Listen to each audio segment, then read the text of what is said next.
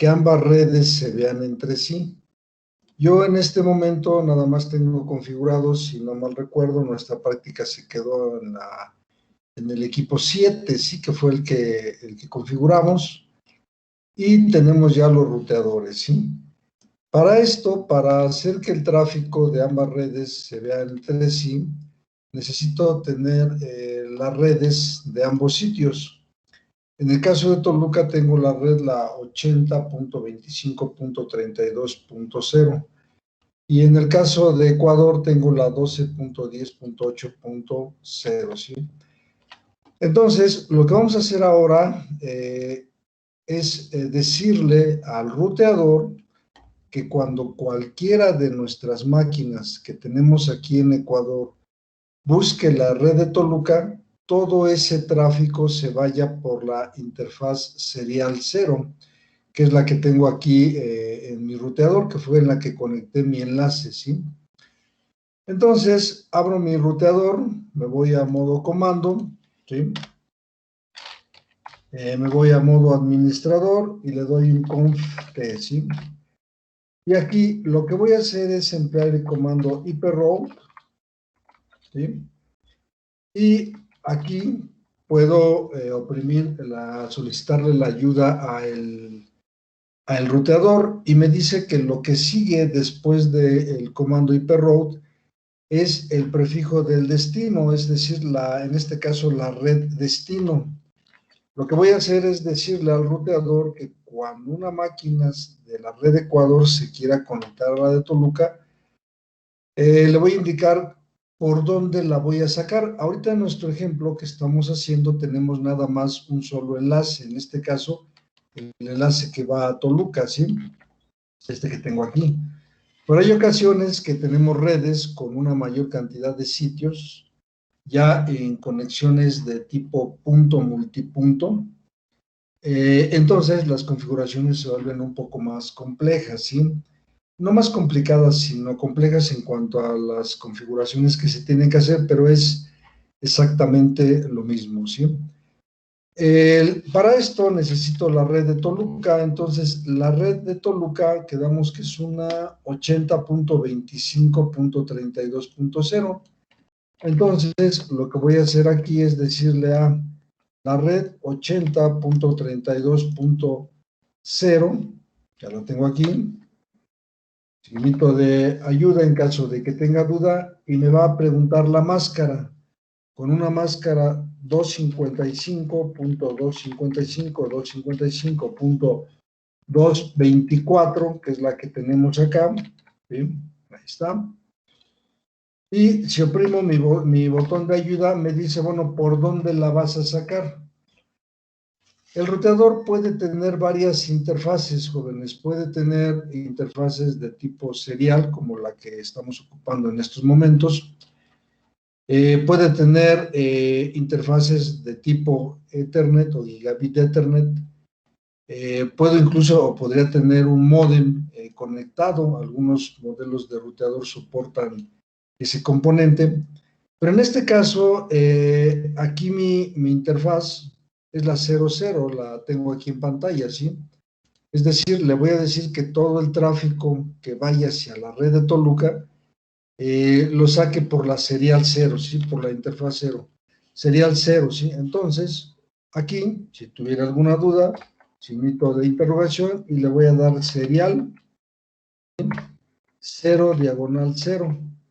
Ahí está. Damos Enter. Y ahora me voy al otro ruteador, al ruteador de Toluca. Y voy a hacer exactamente lo mismo, ¿sí? Pero ahora con la red de Ecuador.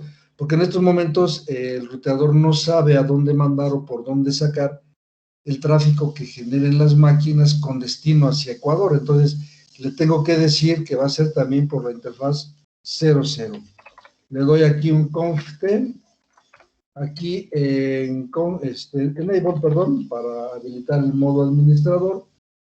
Luego le doy conf t y a continuación le voy a dar iproute y la red remota, es decir, hacia qué red me voy a sacar por mi interfaz serial. En este caso va a ser la 12 punto 10, punto 8, punto 0, pongo aquí con una máscara de 255, 255, 255, punto 240, diferente a la 224 que puse en el otro ruteador, signito de interrogación para pedir ayuda en caso de que la requiera, y le digo, va a ser por el serial 0, diagonal 0, ¿sí? Le damos Enter, y ahora vamos a probar si es que ya alcanzamos, si las máquinas se alcanzan entre sí. Voy a probar primero la red de Ecuador, me voy a la PC7, que es la que tengo configurada, abro mi navegador, ¿sí? Y aquí le coloco el sitio remoto. ¿Cuál era el sitio remoto, jóvenes? ¿Se recuerdan cómo se llamaba? ¿Cómo le pusimos?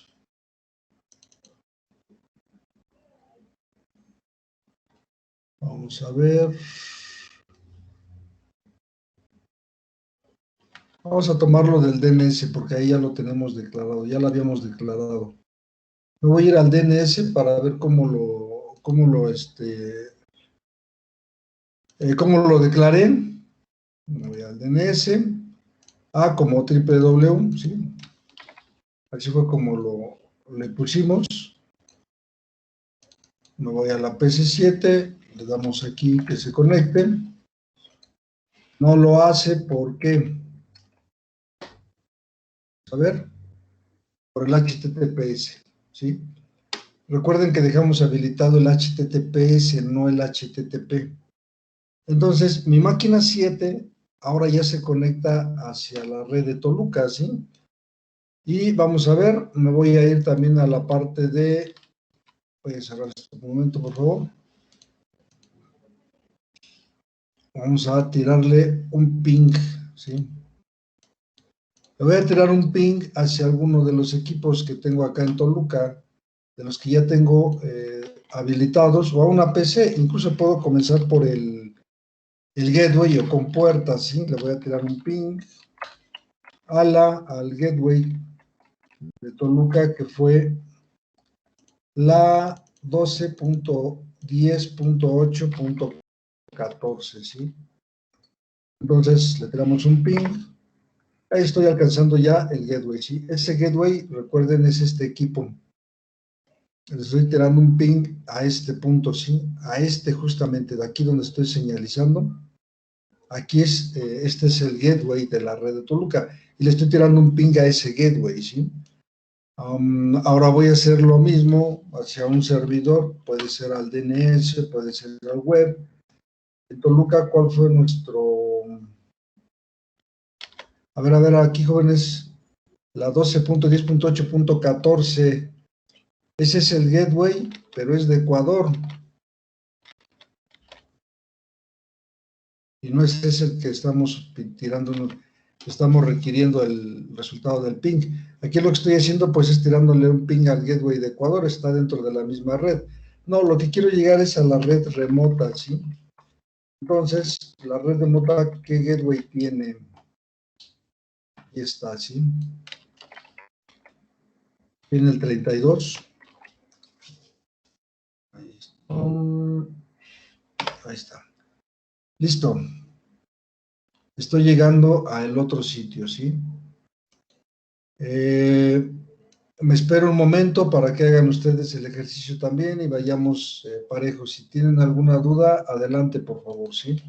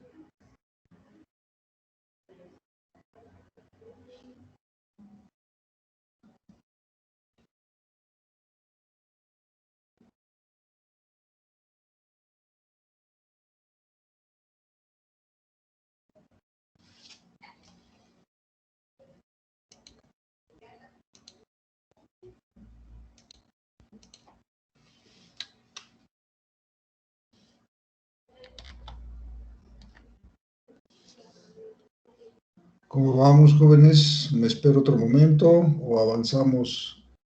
¿Alguien que me pueda decir, por favor? Avanzamos. Ok, gracias, muy amable, Carlos. Bien, avanzamos. Entonces, si observamos en el DNS de Toluca, bueno, aquí hay que notar lo siguiente. En los equipos de la red de Ecuador, tengo configurado en el equipo, yo tengo configurado ahorita una máquina nada más, podemos configurar las demás, pero no va a haber mayor problema, ¿sí? Nos va a llevar un poco de tiempo, pero el tema es este. Si ustedes observan, el DNS que tengo en la red de Ecuador no corresponde a la red de Ecuador. Eso es algo muy común, que los DNS que tienen muchas organizaciones no tengan un direccionamiento de la propia organización. Por la forma en cómo han venido evolucionando los servicios de las redes, por la forma en cómo se comercializan los servicios también de red, es muy común que muchas organizaciones no quieran tener un servidor de DNS en sus instalaciones. Si nosotros observamos en el equipo que está como DNS, lo tengo declarado ahorita con un solo servidor, el servidor web. Puedo meter el de Ecuador, de hecho lo tengo que meter porque no está dado de alta. Sin embargo, en términos de economía y además de economía y de cuidado al medio ambiente y también el tema del consumo energético, esta máquina nada más va a estar haciendo la conversión de números a letras. Esa es su única tarea, ¿sí?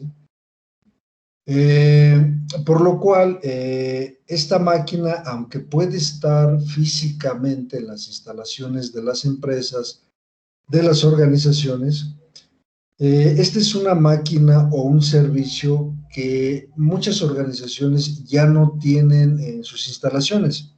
Lo que han hecho es mandarlos a la nube.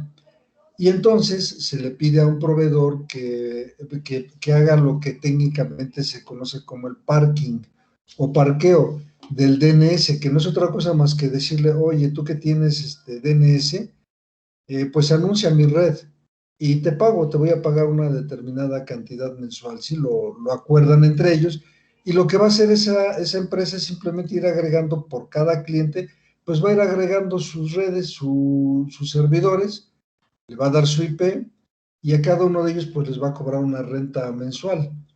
De esa manera es una sola empresa o una sola institución la que tiene, la que se hace cargo de los DNS. Claro que esa empresa, como lo vamos a ver en unos minutos, tiene que tener mecanismos de redundancia y de confiabilidad.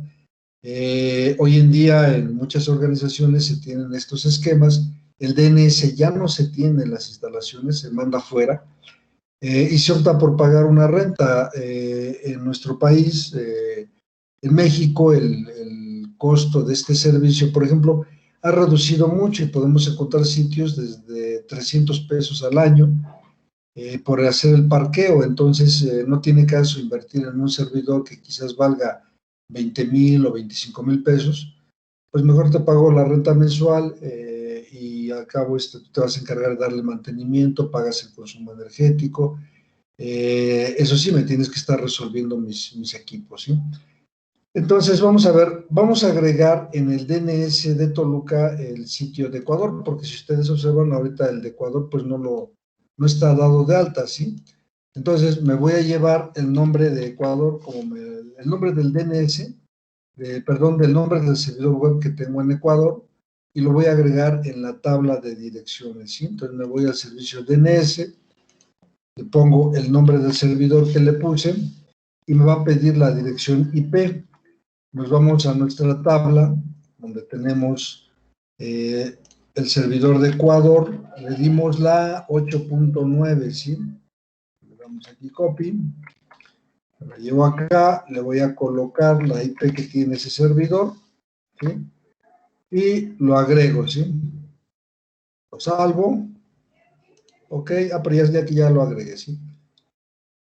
Entonces ya tengo las dos, miren, ya tengo la de Ecuador y la de Toluca. Lo cierro, ¿sí? Y ahora vamos a ver si lo alcanzamos. Y vamos a agarrar una máquina, la de Luis. Me voy a la parte de los servidores, abro el browser y, bueno, aquí lo colocamos por nombre, sí, pero es por IP, perdón. Le pusimos www, ¿no? www.redecuador.com, déjenme ver qué nombre le pusimos, porque no se alcanza a ver bien, ¿sí? .com.es, déjenme ver.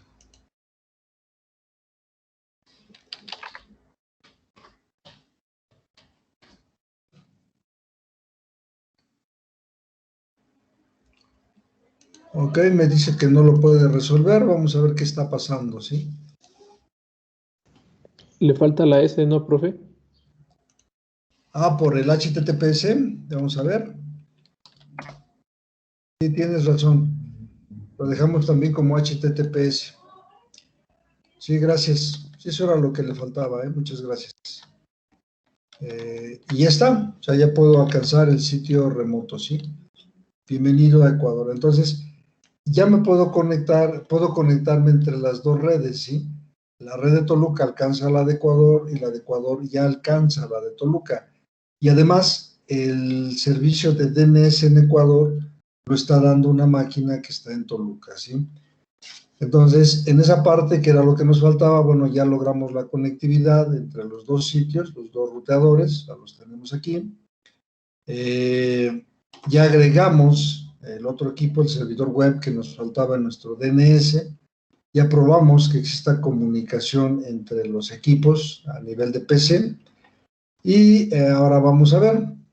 Me voy a ir a la máquina de Ecuador, en la PC7, que es la que tengo configurada en estos momentos. Voy a abrir mi command prompt, ya le tiré un ping hacia el gateway, ¿sí? Hacia el gateway de Toluca. Déjenme verificarlo, nada más que sea el de Toluca, que fue el 3230, sí, así es. El 3230, ¿sí? Bien, pues ya tengo ahí mi gateway, ¿sí? Bien, así como puedo tirar un ping y un ping extendido, como el que hicimos la sesión pasada, y lo puedo dejar ahí horas y horas trabajando ese gateway, perdón, ese ping. En ese modo, para saber si en un momento dado hubo una caída, por ejemplo, en temas de monitoreo se utilizan este tipo de comandos, de herramientas con diferentes opciones para monitorear los servicios y ver que no se hayan caído, ¿sí? Si, por ejemplo, ahorita yo doy de baja, voy a hacerlo aquí en el ruteador, ¿sí? Déjenme ver, nada más, aquí está el ruteador. Me voy a ir al modo comando. En el modo comando le voy a dar enable. Aquí no he guardado la configuración, la voy a guardar, ahí está, ¿sí?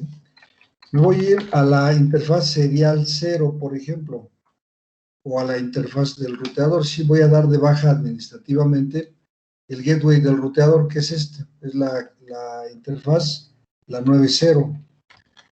Entonces, tengo mi ping extendido corriendo, simplemente abro aquí mi ruteador, me voy a la interfaz Gigabit Ethernet 9/0, ¿sí?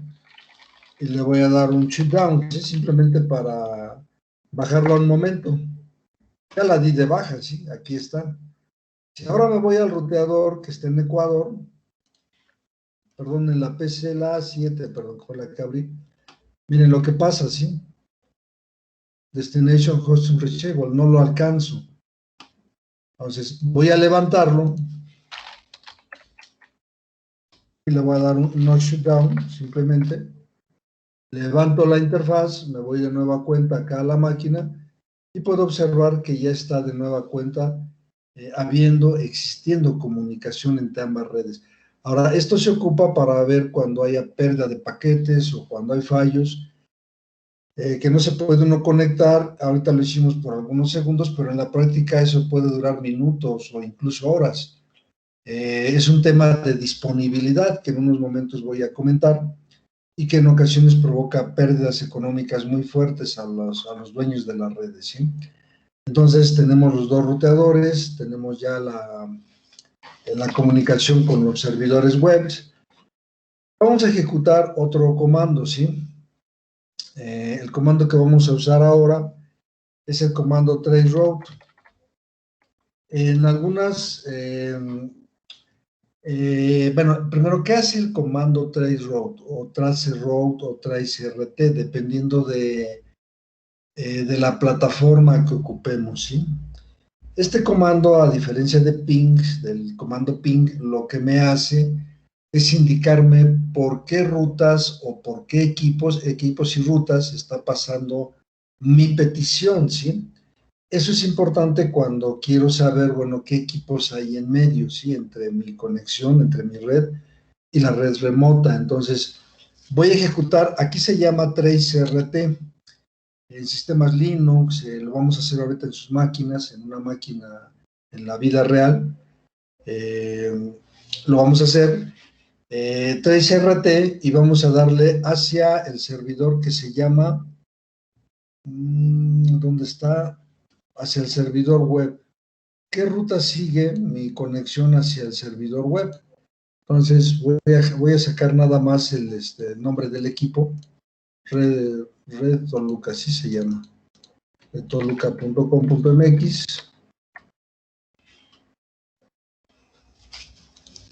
Y le voy a decir que me diga por dónde se va, ¿sí? Ahorita está buscándolo.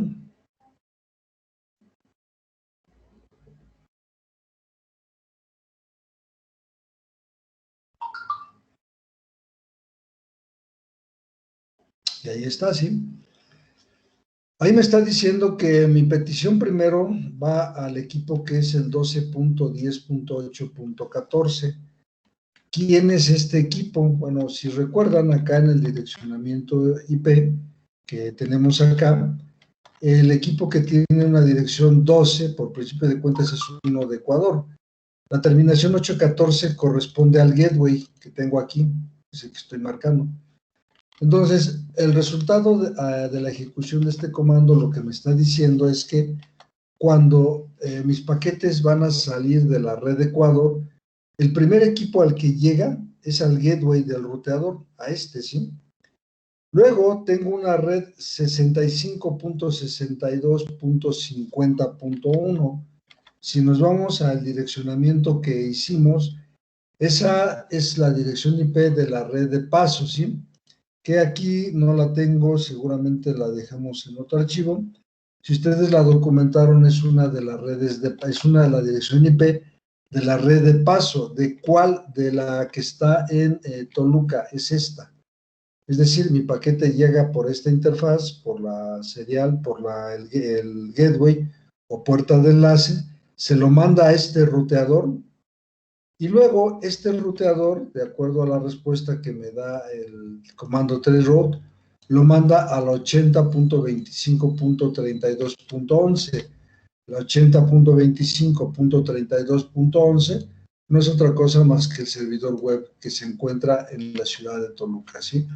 Este comando es muy útil para saber, bueno, por dónde se va nuestro paquete. Si lo vemos en la vida real, voy a cerrar esto, voy a abrir una terminal aquí en Windows. Los que tengan Windows simplemente ejecutan el comando cmd para abrir una consola. En mi máquina lo voy a hacer en mi PC. Y aquí en la PC voy a ejecutar el comando trace, aquí es traceroute, y se lo voy a preguntar a Google que me diga, bueno, por dónde se van los paquetes cuando hago yo la consulta al servidor Google, ¿sí? tracert, déjenme ver si no es traceroute, tracert también. Tracert, jóvenes, aquí también es tracert. Y entonces me dice, en este caso, yo me voy primero hacia este equipo, que es mi módem, y luego, si notan ustedes, aparecen unos asterisquitos. Esos asteriscos aparecen porque en ocasiones, por seguridad, la red que está enfrente de mí o el proveedor oculta la dirección IP y oculta los datos que permitieran identificar por dónde va mi paquete, ¿sí?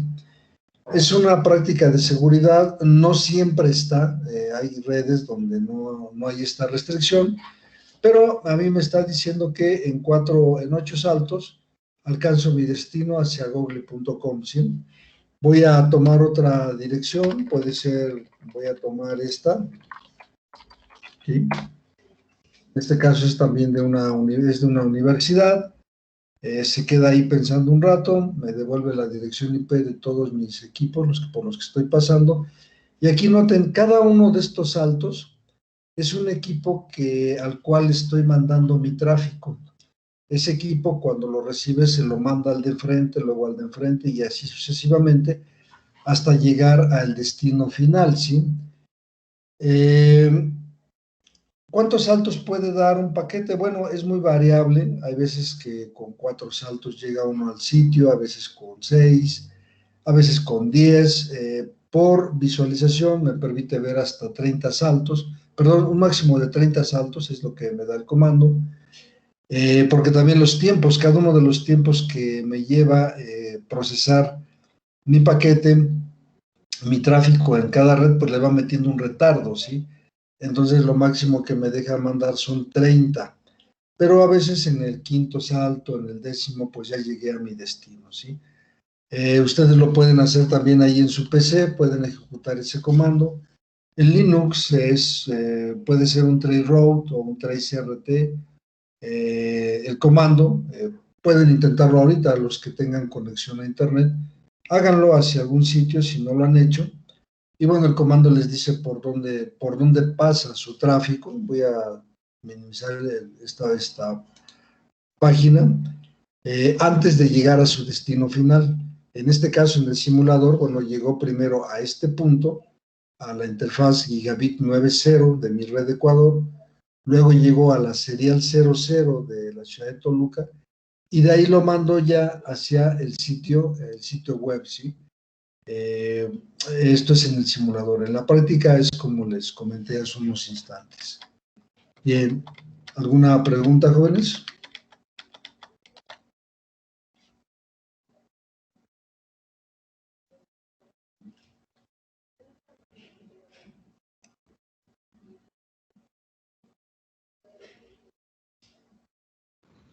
Profe, por ejemplo, tengo una duda.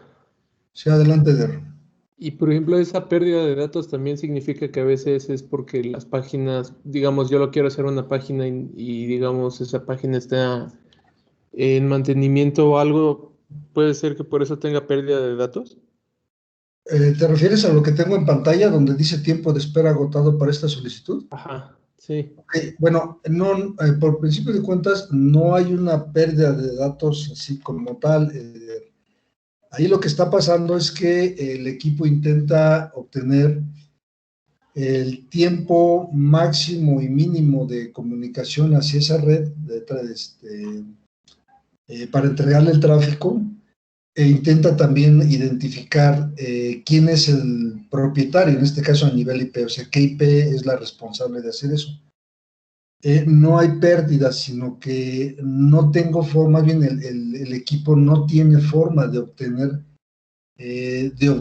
el nombre o la dirección IP, si observas como en la parte superior, sí, o sea, no tiene forma, pero está intentando hacerlo. Una vez que pasan los intentos, son 3 intentos de obtener la dirección, si no obtiene estos números que tenemos aquí, por ejemplo, esto que voy a marcar, si no obtiene esto, se va a pasar ya inmediatamente a la siguiente red, aunque no tenga los resultados, que es lo que está haciendo aquí. Pero una pérdida como tal de datos no lo hay, simplemente que por configuración, los dueños de las redes que están delante de todos estos señores han decidido no darse a conocer. Eso es una práctica muy común, ¿eh? Déjenme ver si en pantalla voy a colocar, déjenme abrir un sitio. Hay un sitio, busquen por favor, pueden buscar allí en su navegador, pueden buscar existe la versión gráfica del Traceroute, ¿sí? Déjenme ver si ya se llama así, Traceroute Visual. Y déjenme ver si hay uno aquí, ¿sí? Ahora, desde Internet, bueno, esto ya escapa un poquito más allá del curso básico, pero vale la pena comentarlo. Como buena práctica, no sé si está aquí alguno de los chicos me parece que teníamos un par de chicos de otro país. ¿Pueden levantar la manita, por favor? Si está algún chico de otro país ahorita entre nosotros.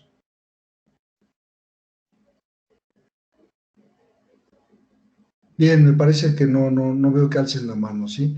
Vamos a ver, lo que ocurre es esto. En ocasiones queremos ver, por ejemplo, imaginen que tenemos el sitio de la universidad, el servidor web de la Universidad Autónoma del Estado de México es este. Podemos hacer una traza desde un servidor que está en Internet hacia este sitio, pero además desde un país en particular. Es decir, me puedo conectar, por ejemplo, a un servidor que esté en Francia y desde Francia hacer un traceroute hacia acá, hacia el servidor web. Lo podría hacer, perdón, lo puedo hacer y darme una idea desde el punto de vista de que si alguien de Francia está intentando consultarme, puedo saber por dónde está pasando, por qué países, cuánto se tarda en llegar hasta mi red y bueno, en un momento dado, pues obviamente explicar o tratar de resolver los problemas que pudieran causar o dar la percepción de lentitud desde otro país cuando se hace una consulta a mi sitio. Voy a bajar esta versión, déjenme ver, ya la está ahí descargando. Perdón, y eso se ocupa para ver justamente, bueno, qué tan rápida o qué tan lenta está mi red, ¿sí? Pero ese es un trace, obviamente, desde Internet hacia mi sitio, pero aquí, como lo estamos haciendo en el simulador, pues es entre redes, nada más, entre la red de Toluca y la red de Ecuador, pero lo puedo hacer también a nivel del país. Hay servidores, hay muchos servidores en prácticamente todas partes del mundo que permiten esa práctica, ¿sí? Lo que estoy haciendo yo es descargando la versión visual ¿cómo se llama? Del Traceroute. Déjenme ver si está por aquí. La pueden descargar si no la tienen, descargar. Y lo que hace la versión gráfica es decirles por qué país van pasando. Que es lo que estoy buscando ahorita descargar y ejecutar, ¿sí? Para que la puedan observar. Hay diferentes productos de software que permiten esto, ¿sí? Esta es una página, es la primera que encontré, por así decirlo. Se llama Open Visual Traceroute, que está aquí. Ya lo acabó. Voy a abrir la carpeta y lo voy a ejecutar, ¿sí? Lo abro, luego lo voy a ejecutar, ¿sí? Y simplemente le voy a colocar el sitio hacia donde quiero ir, ¿sí? No estoy instalando ahorita, ustedes lo pueden hacer también ahí en su computadora.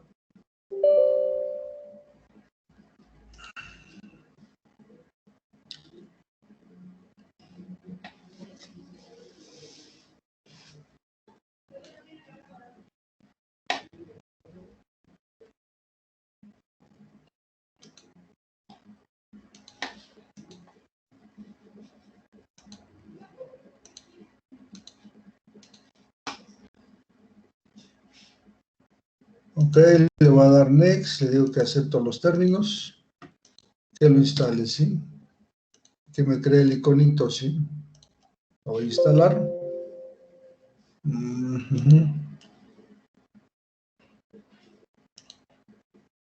Voy a ver.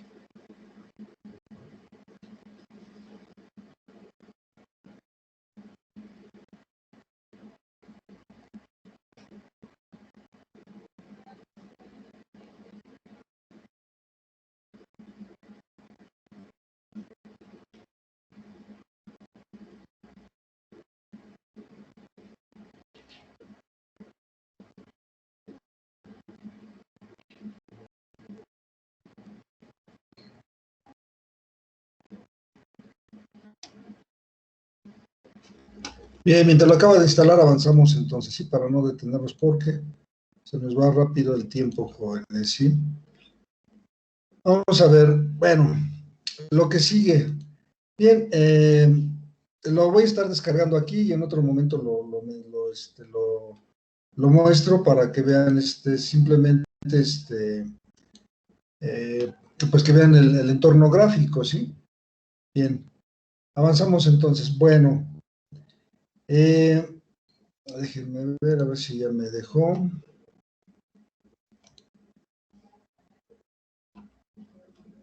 Ok, que siga descargando. Bueno, vamos a ver. Uno de los aspectos más importantes de las redes de computadoras jóvenes es el relacionado con la confiabilidad que puedan tener nuestros componentes de red y nuestra red, por supuesto, ¿sí? Me dicen, por favor, si ya se alcanza a ver. Alguien que me diga, por favor. Sí, ya se alcanza a ver. Profe, ya se ve. Gracias, muy amables. Bien. Una de las métricas que se utilizan mucho en las redes de computadoras para determinar qué tan confiable es una red y los componentes que la integran, por supuesto. Una de las métricas que se usa mucho en un ambiente de redes es el de la confiabilidad, o en inglés reliability, ¿sí? La confiabilidad es una métrica que si la buscamos en un diccionario, está definida como aquel producto o servicio que es declarado cualitativamente como libre de fallas operacionales, es decir, un producto o servicio que no tiene fallas operacionales, se dice que tiene una alta confiabilidad.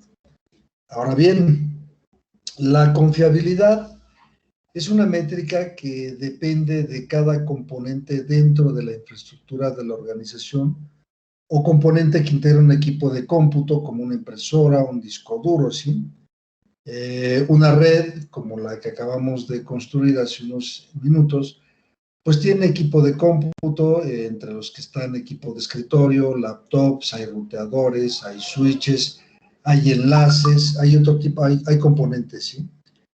Y cada uno de esos componentes en cualquier momento puede fallar. No sabemos en qué momento, pero lo que sí sabemos es que un día van a fallar.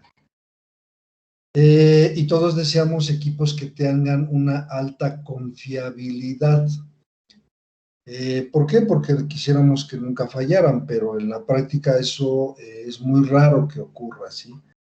Prácticamente todos los componentes electrónicos pues tienen un momento que se sabe que va a ocurrir, lo que no se sabe es cuándo va a ocurrir, y que sabemos que ese componente va a fallar. Para la gente que va a trabajar o que trabaja en entornos de redes, es muy importante anticiparse a ese momento, ¿sí?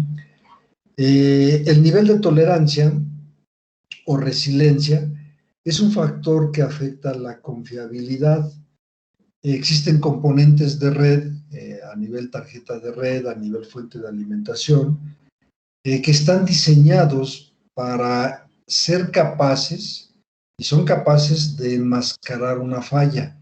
Es decir, imaginemos por un momento una tarjeta de red de un servidor que nos interesa mucho que esté siempre arriba, por ejemplo, con servidores web de instituciones bancarias, casas de bolsas, hospitales u otro tipo de instituciones que ofrecen servicios que deben de estar ahí disponibles para cuando el cliente los quiera.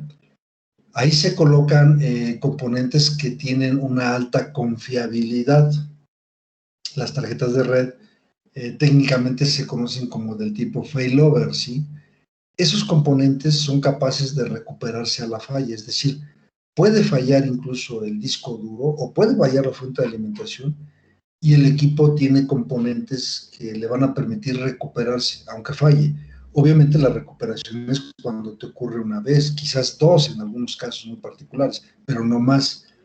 Pero el hecho de que tengas la posibilidad de que tengas una alta reliability o una confiabilidad alta, te permite o permite a los administradores de red, pues justamente tener una relativa tranquilidad en el sentido de que sus equipos están trabajando bien, ¿sí? La confiabilidad se calcula tomando en cuenta algo que el fabricante proporciona, que se conoce como el tiempo medio entre fallas, o MTBF, Mean Time Between Failure, que es un valor publicado por el fabricante. Este valor lo da el fabricante y nos dice aproximadamente, de acuerdo a sus cálculos, de acuerdo a sus mediciones, cuál es el tiempo medio o en promedio que ese switch, que ese ruteador va a fallar. Pues el MTBF de mi switch es de 50,000 horas, por ejemplo. Entonces, lo que nos está diciendo es que en promedio, a las 50,000 horas, ese switch va a fallar. Pero no pasa lo mismo, por ejemplo, en el caso de una pila alcalina. Por ejemplo, si un fabricante dice que su pila falla a las 100,000 horas, bueno, en realidad lo que nos está diciendo es que va a ocurrir una falla cada 100,000 horas. No que la pila obviamente falle a las 100,000 horas, porque quizás no dure ni 10 horas, ¿sí? Ahora bien, ¿por qué es importante el aspecto de la confiabilidad? Bueno, por lo siguiente, ¿sí? Imaginemos un switch o un ruteador que ha sido diseñado para estar produciendo o dando servicios un determinado tiempo, de T0 hasta Tn, ¿sí? Durante todo el tiempo de la vida útil de ese componente, el switch va a estar trabajando, que es lo que tenemos aquí como TBF, o Time Between Failure, tiempo antes de que falle se presente una falla, Time Before Failure, ¿sí? Va a ocurrir una falla, se va a requerir, en este caso la falla 1, va a requerirse de un tiempo para reparar, Time to Repair 1. El switch se va a reparar, se mete en operación, va a estar trabajando un tiempo, va a ocurrir una segunda falla, va a demandar un tiempo para repararse, se vuelve a meter en operación, se va a ocurrir una tercera falla, va a requerir un tiempo de reparación y así sucesivamente. Pues bien, en el simulador, ¿sí? Si nos vamos a nuestros componentes, vamos a abrir, por ejemplo, el ruteador. Si observamos en el simulador, podemos darnos una idea del tiempo medio de fallos de nuestros componentes. Si nos vamos a la pestaña que dice atributos, por favor, noten ustedes que el switch tiene algo que se llama, el ruteador, perdón, MTBF, Mean Time Between Failure, ¿sí? Entonces, en este caso, el MTBF es de 300,000 para este modelo de ruteador que escogí. Vamos a ver qué pasa, por ejemplo, en el caso de las PC, si lo traen, ¿sí? Nos vamos a la PC, la abrimos, nos vamos al atributo y me dice que el MTBF es de 43,800. Aquí son horas, por supuesto, ¿sí? Vamos a calcular, entonces, cuál es la confiabilidad de estos componentes, que es algo que también se ocupa en redes, ¿sí? La tasa anual de fallos, o AFR, es utilizada para determinar el valor de R, o reliability, confiabilidad, donde R es igual a 1 menos AFR y AFR es igual a 8,760 entre el valor del MTBF. Y tenemos aquí un ejemplo, ¿no? Si el MTBF es de 100,000, entonces la tasa anual de fallo es de 8,760 entre 100,000, lo que nos da 0.0876.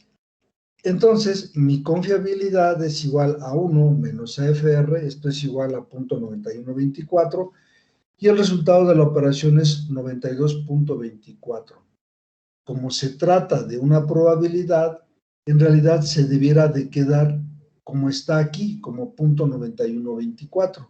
Sin embargo, en ocasiones van a observar que en la literatura la van a encontrar en términos también porcentuales. En este caso, una probabilidad del 92.24 de que no falle en un año ese componente, ¿sí? Con un MTBF de 100,000. Vamos a hacer el ejercicio para nuestro ruteador, ¿sí? El ruteador, para esto, bueno, voy a abrir el simulador, voy a abrir la hoja en Excel, Una vez que la abra, voy a hacer mi cálculo, ¿sí? Con estas formulitas que tengo aquí en pantalla, ¿sí? AFR igual a 8,760. ¿Alguien me puede decir por qué 8,760 y no 10,000? ¿Tiene alguna idea por qué 8,760? Porque es el número total de horas en un año, ¿no? Exactamente, gracias, muy amable. Es cierto eso. Es el número de horas que tiene un año. Para los que tengan dudas, lo voy a hacer aquí. En esta celda voy a poner el número de horas al año. Esto es igual simplemente a 365 días por 24, ¿sí? Aquí está el número de horas al año, gracias, ¿sí? Horas al año, ¿sí? Bien, entonces vamos a hacer nuestro cálculo aquí para nuestro ruteador, de acuerdo a nuestra fórmula. R es igual a 1 menos AFR, y AFR es igual a 1760 entre el MTBF, ¿sí? Entonces, para nuestro ruteador, ¿sí? Con un valor que nos da el simulador, nos da un valor de 300,000 para el ruteador. Entonces, lo paso acá a mi hoja en Excel y voy a determinar mi AFR, ¿sí? AFR va a ser igual a, permítanme,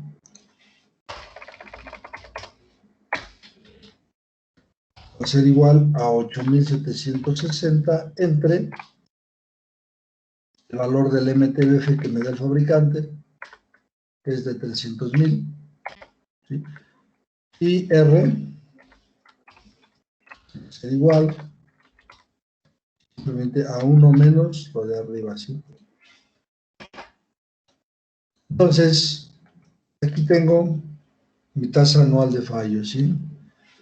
Mi valor R, ¿sí? Es decir, tiene un punto, tiene punto 9708, podemos decirlo de esa manera, o 97,08 de probabilidad de que ese ruteador no falle en un año.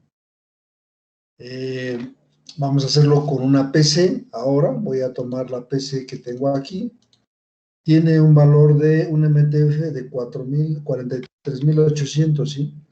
Entonces, voy a ponerlo aquí. MFR va a ser igual simplemente a 8,760 entre 43,800, ¿sí? Y AFR es igual que en 2. Déjenme corroborar el número de horas, nada más. 43,800, ¿sí? Y esto es igual a 1 menos el valor de AFR, que es este, 0,8, ¿sí? Este es para la PC y el otro es para el ruteador, ¿sí? Y vamos a ver hacia abajo, ¿sí? Este es del ruteador y esta es para la PC. Ustedes en casa, en otro momento, pueden calcular los valores de confiabilidad de sus equipos de cómputo, o bien de su celular, o bien de su impresora. Basta con ir a la hoja del fabricante y determinar, bueno, de cuánto es el valor del MTBF. Y con esa fórmula que tienen ahí lo pueden hacer, ¿sí? Y podrían ustedes anticiparse, bueno, qué tan alta es o qué tan baja es la probabilidad de que el equipo me falle, ¿sí? Obviamente necesitan conocer los valores, ¿sí? Que es algo que es necesario. Bien, no sé si hasta aquí tengan alguna pregunta.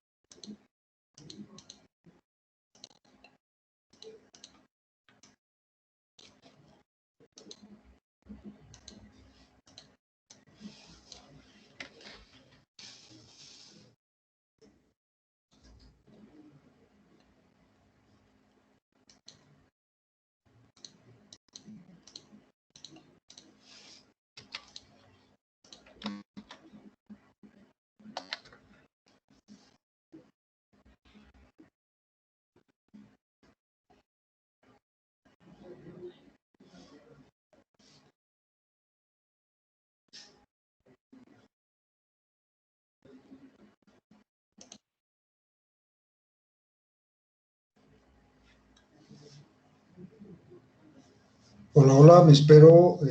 Avanzamos en relación al ejercicio, en relación a lo que comenté. Me espero un momento. ¿Quieren que revisemos algo, jóvenes? ¿O vamos bien?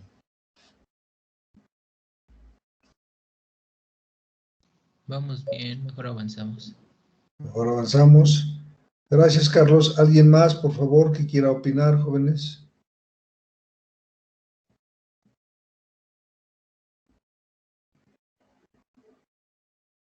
Avanzamos, Sí, está profe. bien, profe, avanzamos.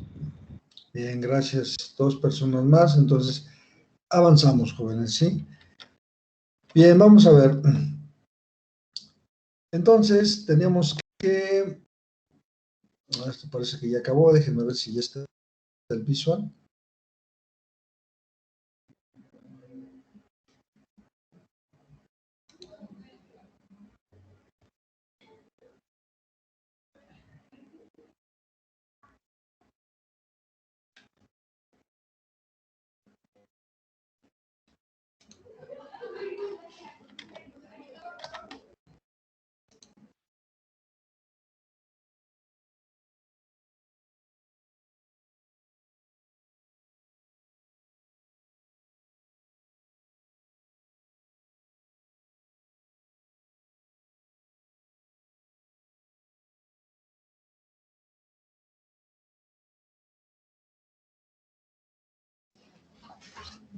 Déjenme ver, jóvenes, a ver qué pasó con el visual, si ya me dejó. Ok, esto lo cerramos. A ver.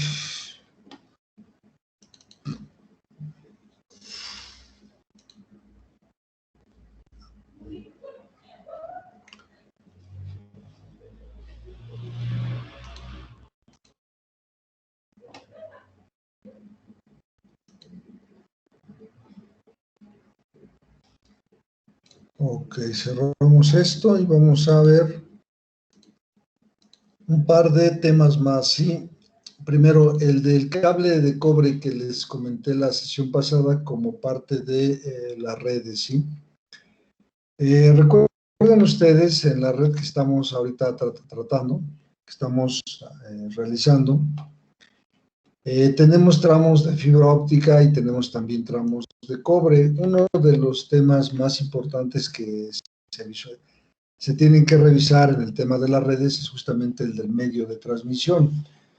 El medio de transmisión a nivel de área, de red de área local, el medio de transmisión usado por mucho tiempo y con muy buenos resultados, históricamente ha sido el cable de cobre, ¿sí?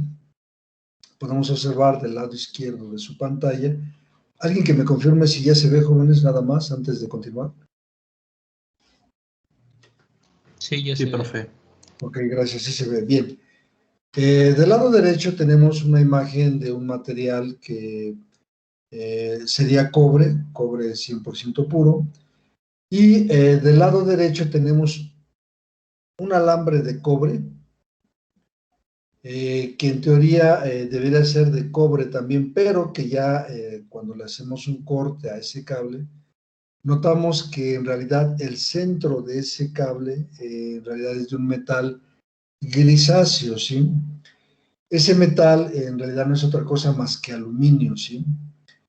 Como les comenté en otra sesión, en las redes de computadoras y en muchos otros tipos de componentes, de elementos que usamos diariamente, el cobre es el material elegido en muchísimas ocasiones, salvo obviamente hay partes de una computadora, partes de un televisor que están hechas de oro o de plata, que son casos muy particulares, pero la inmensa mayoría de la circuitería está hecha justamente de cobre, ¿sí? Y a nivel de medio de transmisión, pues el preferido por varios aspectos, entre ellos el precio, entre ellos el hecho de que hay toda una gama de estándares ya pues establecidos con mucho tiempo que nos da la certeza de que las cosas van a trabajar. Pues el medio de transmisión utilizado en muchísimos lados es el cobre. Sin embargo, han venido apareciendo en el mercado componentes de cobre o que parecen de cobre, pero que en realidad es aluminio. Aluminio con un revestimiento de cobre, como el que estoy comentándoles en pantalla.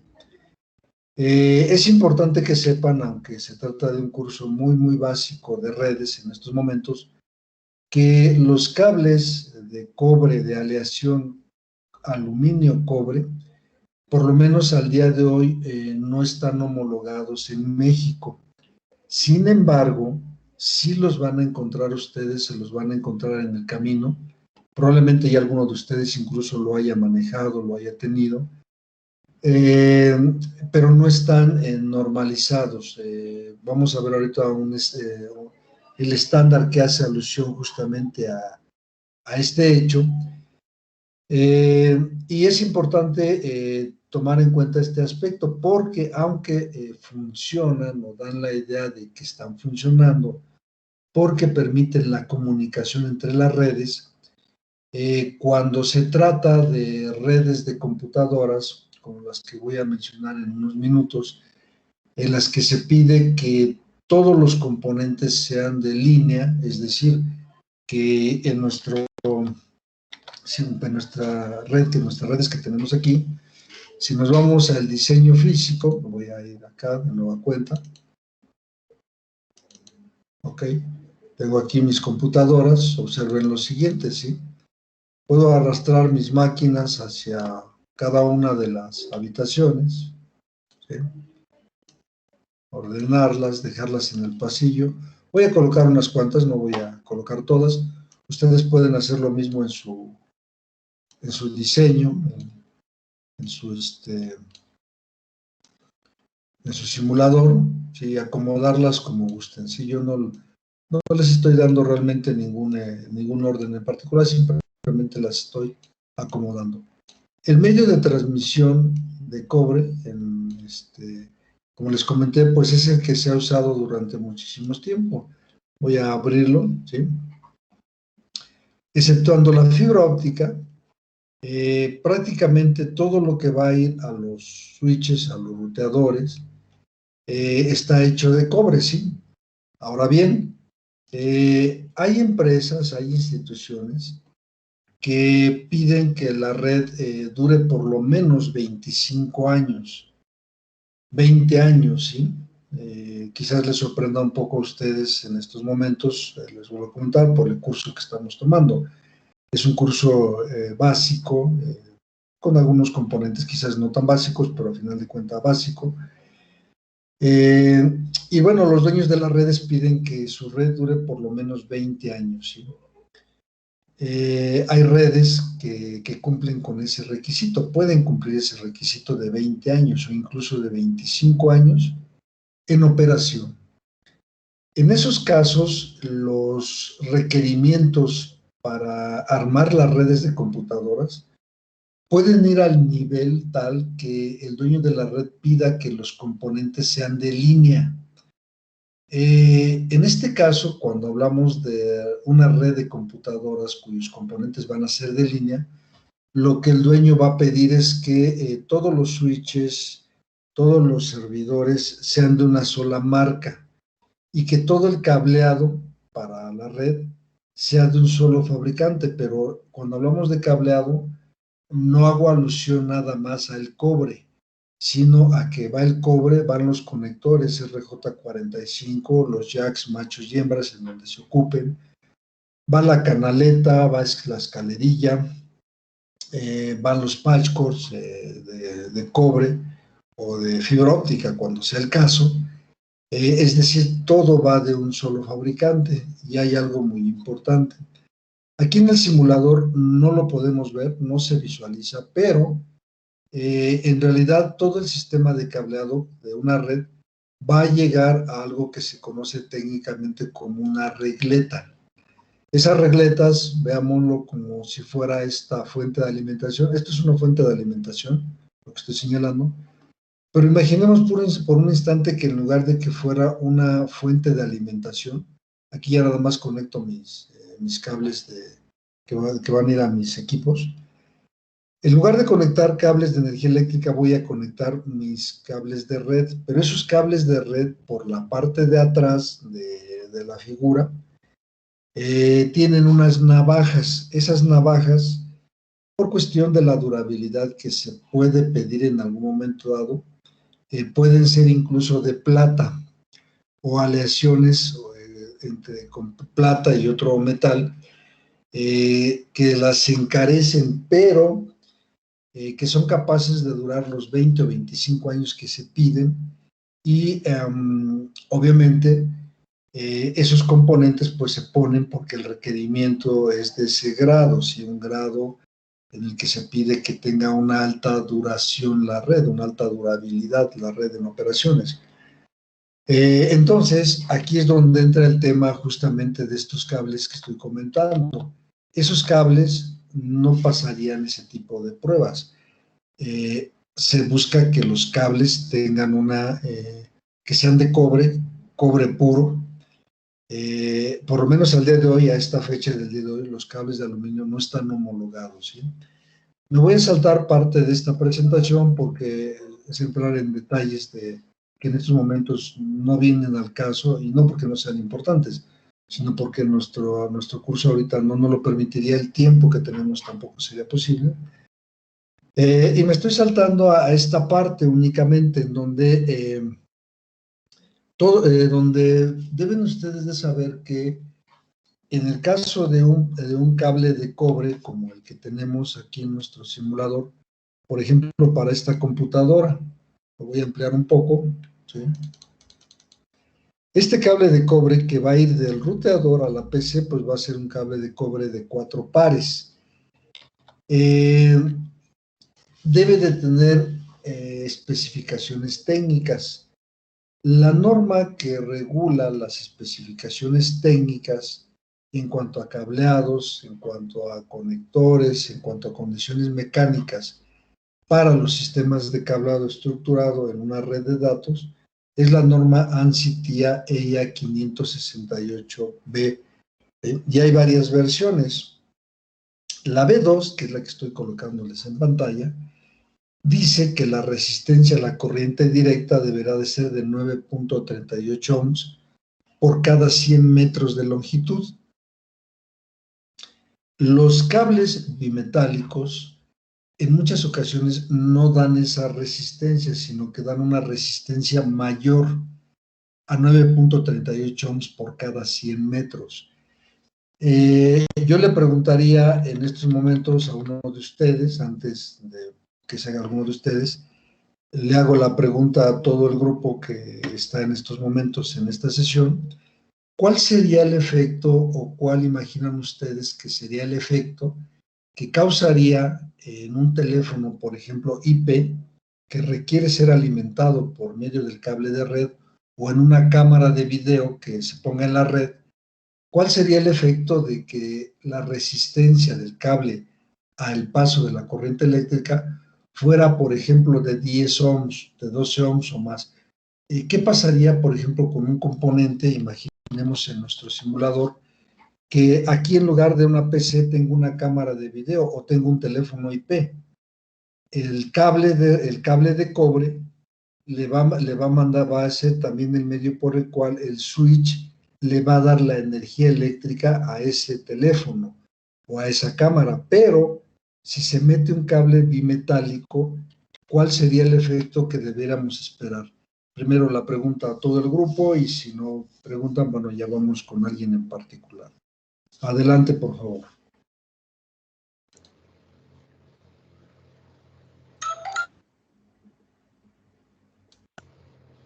Profe, Sí, adelante. ¿podría ser como alguna distorsión en los datos? No, y no por una razón. Lo que pasa es que aquí en el simulador vemos solamente un hilo negro o rojo en el caso de la fibra óptica, pero en realidad el cable que se utiliza para conectar la computadora con el switch es un cable que en su interior lleva 8 alambres. Los que lo hayan visto ya notarán que son 4 pares. Los que ya hayan cursado la asignatura de transmisión o de protocolos, sus maestros les habrán dicho que de esos 8 hilos, se ocupa un par ¿para qué, jóvenes? Un par de esos 8, ¿para qué es? Se ocupa para la transmisión. Un par de los hilos. ¿Sí, José Antonio, ibas a decir algo? No, profe. Ok, gracias. Un par es para la transmisión, un par es para la recepción, o RX, así es como se le conoce, transmisión o recepción, ¿sí? Voy a señalarlo en la pizarra, déjenme colocar la pizarra nada más, voy diciéndoles, es un par para transmisión, un par para recepción, un par para telefonía y un par para la fuente de alimentación. Entonces, el detalle es este. Cuando tenemos una red, tenemos un cable bimetálico, hay que recordar lo que estoy comentando ahorita, que les digo, si no lo han visto, lo van a ver en esas asignaturas, cuando cursen esas asignaturas, y si ya las cursaron y no se los dieron, bueno, tendrán que checarlo porque es un tema que se ocupa para otras asignaturas. Recuerden, van a tener ustedes un par para transmisión, déjenme escribirlo aquí en la pizarra. Va a ser un par para transmisión, ¿sí? Va a ser un par para recepción o RX, va a ser uno para telefonía y va a ser uno para la fuente de alimentación. Aquí vamos a ocupar 2 hilos, ¿sí? Aquí otros 2 hilos. La telefonía, 2 hilos. La fuente de alimentación, 2 hilos. ¿Sí? Aquí vamos a ocupar el hilo 7 y 8, que es al que me voy a enfocar ahorita, ¿sí? Aquí va el 1 y 3, el 2 y 4, y acá el 5 y 6, para la telefonía, ¿sí?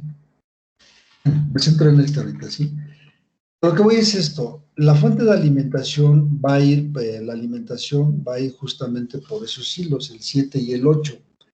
Sin embargo, si estos cables tienen una mayor resistencia, más allá de los 9.38 ohms que marca la norma, y tiene una resistencia, por ejemplo, de 10, 12 o más ohms, la respuesta de su compañero, me parece que fue, ¿quién fue? No recuerdo quién fue, si me dicen quién fue, por favor.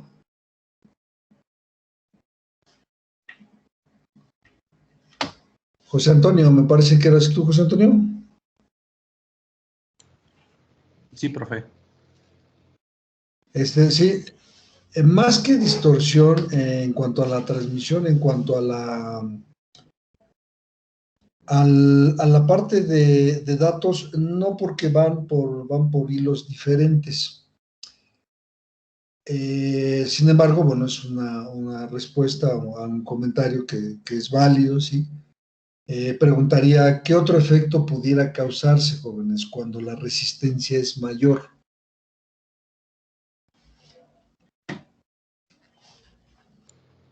¿La temperatura, profe? ¿Qué pasa con la temperatura, José Antonio? Pues entre más, más baja el homeaje, es más alta la temperatura, porque pasa más corriente por lo de la impedancia. No. No sería un tema de temperatura. En el caso, por ejemplo, en donde sí afecta de manera importante la temperatura, es en el cable bimetálico para las instalaciones eléctricas. Ahí sí, porque la demanda de corriente, por ejemplo, para una habitación, para una cocina donde tienes un horno de microondas o un horno eléctrico o el refrigerador, pues ahí sí, evidentemente, el amperaje que le vas a demandar que se pase por el cable, pues es muchísimo mayor con relación al que va a ocuparse en una transmisión de redes de computadoras. Ahí sí aplicaría. Y sin embargo, si observamos en un cable bimetálico, el cable bimetálico tiene un forro de plástico que soporta una mayor temperatura. Curiosamente, allí el fabricante sí ha elevado el rango a la cual el cable, en la cubierta de plástico, pudiera empezar a derretirse. Por ejemplo, en un cable de cobre con forro, andará alrededor de los 80 o 90 grados centígrados. En algunos casos 70, 60, es muy variable dependiendo del fabricante y dependiendo qué tanto te apegues a normas. Pero en el caso de los cables bimetálicos llevan eso arriba, quizás hasta los 95 o los 90 grados, ¿sí? Precisamente porque se sabe que es un cable bimetálico, pero en otros casos no pasa eso. Pero eso solamente en los cables de energía eléctrica. En el cable de la red, el cable que utilizamos para las redes de datos, no, la temperatura no sería factor a considerar, ¿sí? ¿Alguien más tiene algún otro comentario?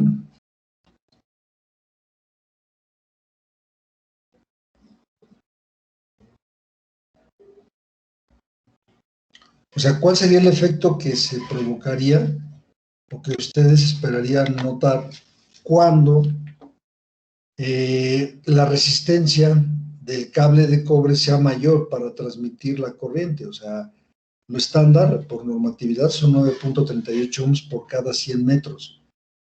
Pero si en los mismos 100 metros metemos un cable bimetálico y la resistencia está en el orden de los 10, 12 o más ohms, tenemos una mayor resistencia.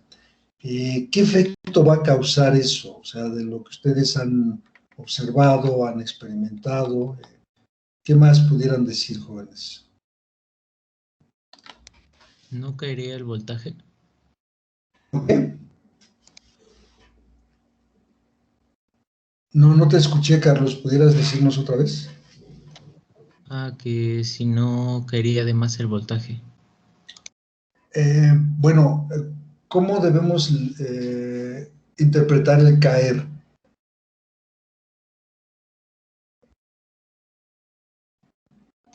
Que es, bueno, es menos de lo que debería. Ok, bueno, casi te acercas a la respuesta. Vamos a avanzar, miren. Imaginemos por un instante que el switch le va a proporcionar aquí a la cámara IP o al teléfono IP, le va a proporcionar 9 voltios. Pero como hay una normatividad y la resistencia que puede presentar el cable bimetálico es mayor, imaginemos que sean 12 ohms por cada 100 metros, entonces el teléfono IP o la cámara no va a recibir el nivel de voltaje para el cual ha sido diseñado que funcione, ¿sí? Quizás de los 9 voltios no van a llegar los 9, van a estar llegando 6, 6.5, 7 o incluso no llegue. Entonces, la falta de voltaje, del nivel de voltaje que pide el fabricante, va a impedir que la cámara quizás gire o quizás trabaje. Y ese efecto lo van a notar en el sentido de que el dispositivo componente no funciona, no gira, no manda la señal, quizás esté un tanto robotizado, aunque en el caso de las imágenes robotizadas no se deben justamente a la fuente de alimentación nada más. O sea, hay otros factores, ¿sí? Como por ejemplo el número de cuadros por segundo que se sacan o que cuáles van a estar mandándose la señal de video. Sin embargo, sí es muy importante que la resistencia que vaya a darse en el cable de cobre sea la que está mandada por normatividad 9.38 ohms, porque si no, lo que vamos a notar es que estos componentes no trabajan y uno pudiera pensar que es un tema de configuración, que es un tema del equipo, de la tarjeta y de otras cosas, pero en realidad el problema es el medio de transmisión. El cable, que en este caso estamos en un escenario donde el cable es de tipo bimetálico, ¿sí? Que eso es el efecto que estaríamos notando, si el componente no va a estar haciendo la función completamente para la cual ha sido diseñado, ¿sí? Que eso es lo que quería comentarles. Bien, no sé si hay algún comentario o pregunta, jóvenes, al respecto.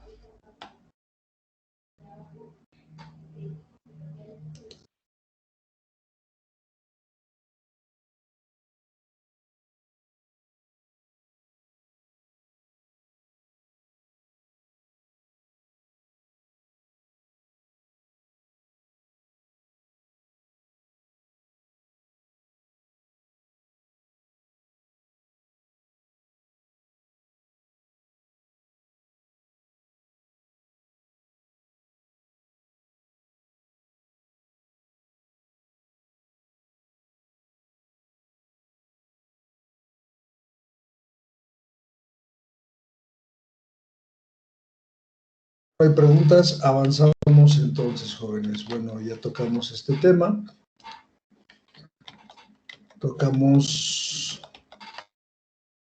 Este de plano lo voy a cerrar, no está funcionando bien. Vamos a ver, lo cierro.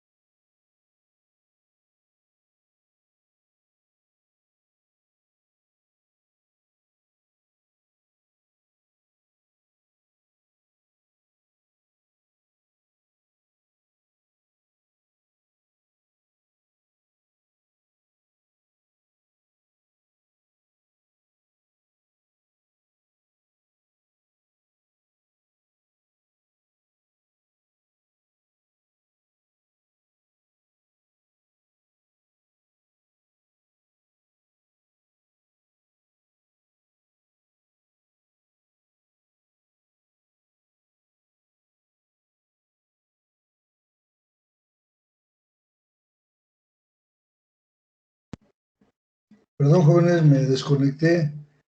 ¿Todavía están todos? Sí, profe. Gracias. Sí. Continuamos entonces. Qué bueno que no se salieron.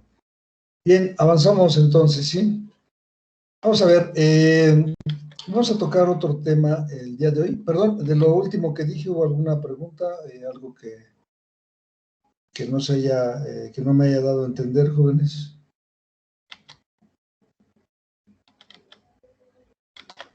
Todo bien, profe.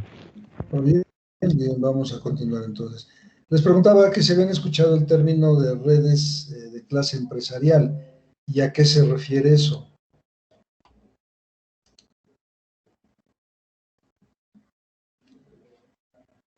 No, profe. Bueno, yo no había escuchado.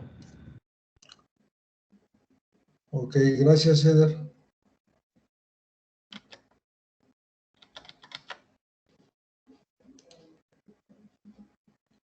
Bien, vamos a ver. ¿Me dicen si ya se observa la presentación? Sí. Ok. Bueno, vamos a ver. Las redes de clase empresarial son redes de voz y datos de una empresa u organización. De ahí el nombre, redes de clase empresarial, que son de propiedad privada. Se caracterizan para evitar tener situaciones o momentos que de presentarse impacten críticamente sus operaciones, ¿sí? Las redes de clase empresarial buscan dar solución a problemas o circunstancias donde se requiere una alta disponibilidad, una baja mantenibilidad y un acceso seguro a la red y a los servicios o funciones que la red proporcione.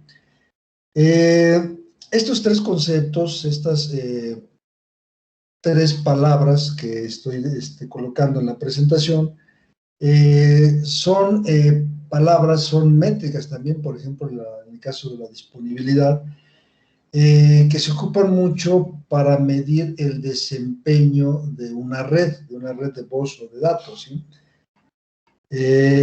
La unidad de medida, en el caso de la disponibilidad, se define como el porcentaje de tiempo en el que un sistema se compromete a que esté disponible, ¿sí? Pero bueno, hay disponibilidad y hay alta disponibilidad, ¿sí? Baja mantenibilidad, pues significa que requiera poco mantenimiento, o bien que si se tiene que darle mantenimiento, ese mantenimiento se dé sin interrumpir las operaciones. Hay equipos, hay componentes en el mercado para construir redes de computadoras a las cuales se les puede dar mantenimiento sin suspender los servicios. Claro, esos componentes tienen un costo diferenciado, ¿sí? Las redes de clase empresarial tienen como característica la jerarquía. Este tipo de red es una red cuyo diseño está basado en una jerarquía. Ahora, ¿por qué la jerarquía? La jerarquía es necesaria porque permite administrar de forma sencilla la red, expandirla cuando sea necesario, y esto con una mayor facilidad y además con una mayor rapidez. Piensen por un momento en esta red que estamos construyendo o que construimos hace unos minutos, y que en un momento dado queramos expandirla, agregarle quizás la parte inalámbrica, agregarle telefonía, agregarle otros componentes, ¿sí? Si nos vamos al diseño físico y vemos que se puede ampliar, se puede extender, pero seguramente en el diseño físico vamos a encontrarnos con que tenemos algunas limitaciones, quizás de espacio, el grosor de los muros o algún otro componente que nos impida expandir de una manera sencilla. En las redes empresariales no pasa eso, ¿sí? Dado que persiguen o tienen una jerarquía, implica que la red está dividida en algo que se llaman capas o etapas independientes. En una red clase empresarial, cada capa va a cumplir un rol o una función en particular. En este caso, para el diseño de una red de clase empresarial, este modelo de red de clase empresarial define una jerarquía o capa para cada uno de los componentes de red, y vamos a tener una capa de acceso, una capa de distribución y una capa de core o de núcleo. Esto de manera sencilla, de manera rápida, lo podemos ver en la presentación que tenemos en pantalla. Se habla de una capa de acceso, una capa de distribución y una capa de core. En un diseño como el que tenemos, los componentes que están en la capa de acceso, pues son las PCs, son las impresoras, son los teléfonos IPs. Aquí como detalle noten que el teléfono IP está conectado en uno de los extremos hacia el switch y el otro extremo va a la computadora. Esta es una tendencia en el diseño de redes en donde se van a conectar teléfonos, en donde se conectan teléfonos IPs y PCs. En las organizaciones se cascadea el switch, el teléfono se conecta al switch y posteriormente la computadora al teléfono. Esto implica, claro, que el teléfono IP tenga dos puertos Ethernet o gigabit Ethernet, ¿sí?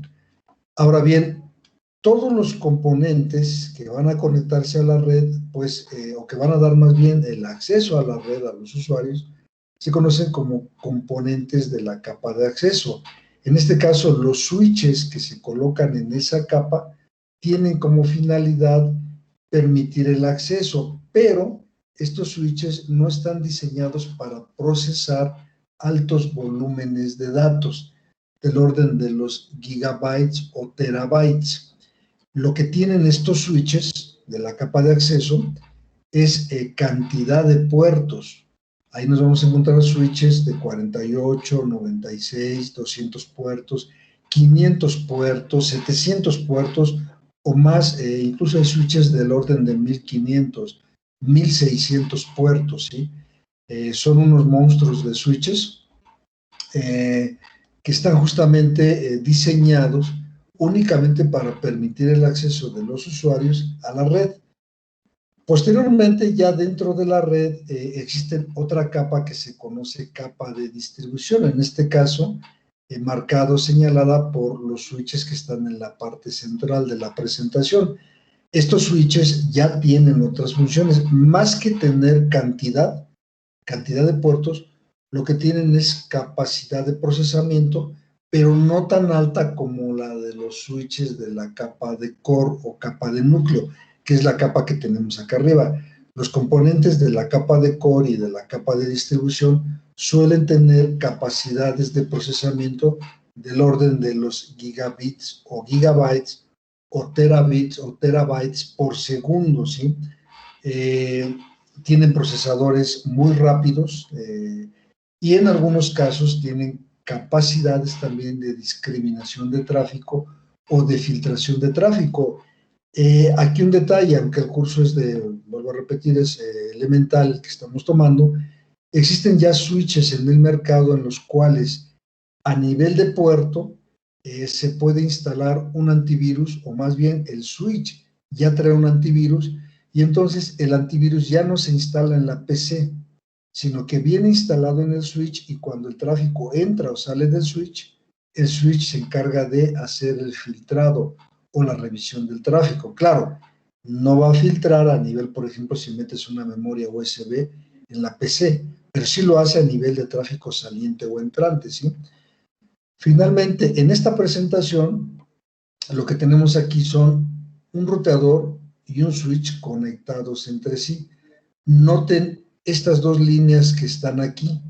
En este caso, los switches de la capa de core están conectados de forma redundante, porque en caso de que falle el enlace o el cable o el medio de transmisión que une a los dos ruteadores, en automático todo el tráfico va a estar pasando por el cable 2. Cuando colocamos conexiones de este tipo, es decir, 2 cables o 3 cables para tener redundancia, vamos a incrementar el nivel de disponibilidad. Y por otro lado, el cascadeo o bien la comunicación que se va a llevar a cabo entre el switch 1, switch core 1 y el core 2, va a tener una mayor velocidad de comunicación. Si, por ejemplo, este cascadeo fuera a 1 gigabit por segundo y pongo 2 cables de este tipo, pues en realidad mi cascadeo va a ser a 2 gigabits por segundo. Si tengo 3, va a ser a 3 gigabits por segundo, pero ahí en el mercado van a encontrar ustedes, se van a encontrar con que hay switches que no hacen el cascadeo por medio de los mismos puertos gigabit Ethernet, sino que traen puertos especiales para hacer el cascadeo de un switch a otro.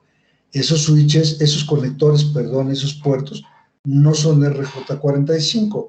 Hay interfaces muy diversas, se compra el cable por separado, y la intención de estas interfaces es permitir la conexión de un switch a otro a la mayor velocidad posible.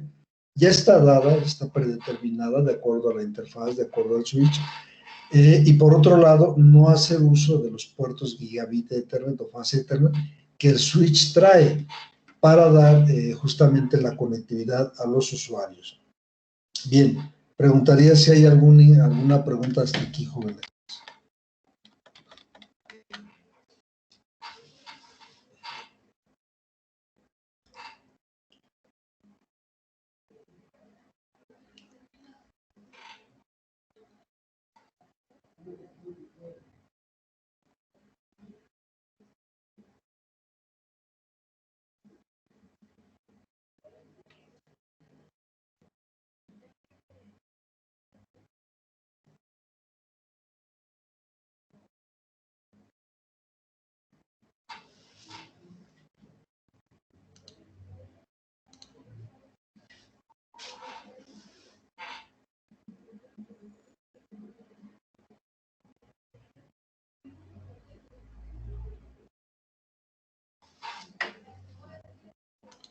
Hola, hola. ¿Alguna pregunta de estos, jóvenes?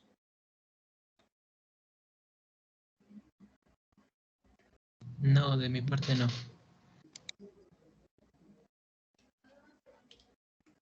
Bien, gracias, Carlos. Pues bien, jóvenes, de mi parte sería todo, ¿cómo se llama? Del día de hoy. Y bueno, no sé si también del curso, no está aquí la persona que habló, si vamos a tener otra sesión, que nos contactó, jóvenes. ¿Quién sabe qué saben ustedes? ¿Se encuentran en estos momentos entre nosotros? Profe, Sí, adelante, José Antonio. en el correo que nos habían mandado cuando nos registramos, también está considerado el día de mañana, pero no sé.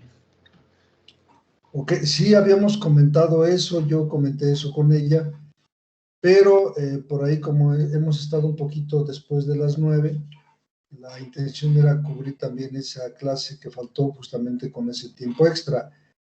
De mi parte no hay ningún inconveniente, pero no sé cómo andan de los demás. Lo que sí que para mañana no habíamos definido el horario. ¿Cómo andan de tiempo, jóvenes? ¿O la dejamos para el lunes? ¿Qué opinan?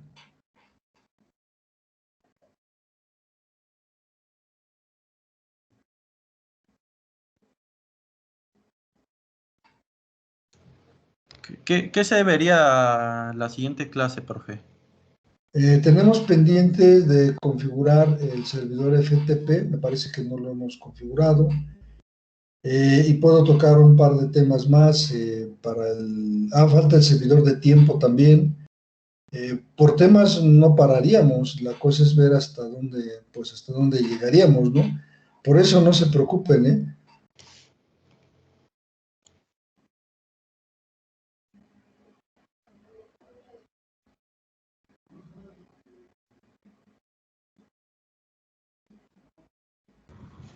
Pues sí, bueno, yo pienso que sí estaría bien hacerlo ya mañana, profe. No sé qué digan los demás compañeros. Pero el horario, ¿cómo quedó, jóvenes? ¿Qué les comentaron? Ya teníamos contemplado el de 7:30 a 9 también. Mañana sábado de 7:30 a 9 también. Sí, profe. Bien, perfecto, entonces lo dejamos así entonces, 7:30 a 9 el día de mañana, jóvenes. Y nos estaremos escuchando mañana, por supuesto. Ok, está bien, profe.